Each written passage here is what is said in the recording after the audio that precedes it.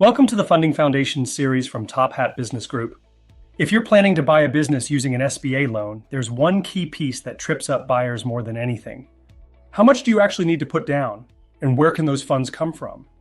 Let's walk through the rules, your options, and the recent changes that could impact your approval. Most SBA loans for buying a business require at least 10% equity injection based on the total project cost, not just the purchase price. That means if the loan includes working capital, closing costs, or equipment, your down payment is based on that total. If the deal involves a startup, turnaround, or projections, all of which increase the bank's risk, the lender might require 15 to 20% down. And here's the critical update. Any seller note or third-party loan used to cover part of your down payment must be on full standby for the entire life of the SBA loan, not just 2 years like it used to be. This change is tripping up buyers and even some lenders. Make sure you're using current guidelines when structuring your deal. The SBA allows several sources for your down payment, as long as they're properly documented. Personal cash from checking, savings or brokerage accounts, a gift from a family member with a signed gift letter and proof of transfer, ROBs, where you use retirement funds tax-free via a rollover structure, or a seller note, but only if it's on full standby for the entire SBA loan term with no payments allowed. For example, if your required injection is $100,000, you could provide $50,000 cash and use a $50,000 seller note, but again, only if that seller note meets standby requirements for the full term of the loan. Here's what you can't use, and doing so could tank your deal.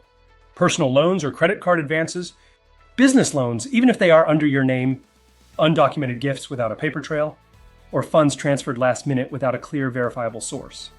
Funds can be transferred, but lenders want them to be seasoned, typically looking for stability over 60 to 90 days. Any sudden deposits will raise red flags. Most buyers don't use just one source. They combine multiple sources. Here are two real-world examples we've seen recently. A buyer purchasing a $1.5 million business brought $75,000 in personal savings with a $75,000 seller note on full standby. That met the 10% requirement. Another client purchasing a $1 million business used $50,000 from a retirement rollover, received a $25,000 gift from a parent, and worked out a $25,000 standby seller note.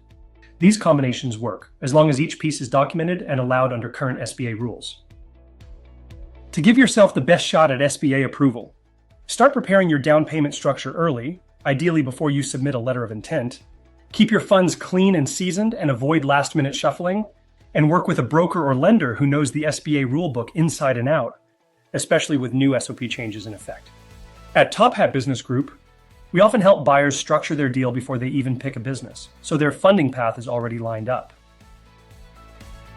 Let's recap.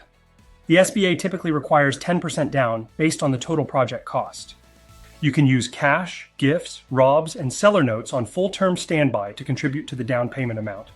Personal loans, undocumented funds, or short-term standby notes don't count. You must use approved sources. Finally, the standby rule now requires that there be no payments for seller notes or other loans for the life of the SBA loan in order to be approved. If you're not sure whether your funding strategy meets current SBA rules, we can help. Visit tophatbusinessgroup.com or reach out directly to get expert guidance and build a fundable deal structure. And be sure to subscribe for more Funding Foundation's insights from Top Hat Business Group.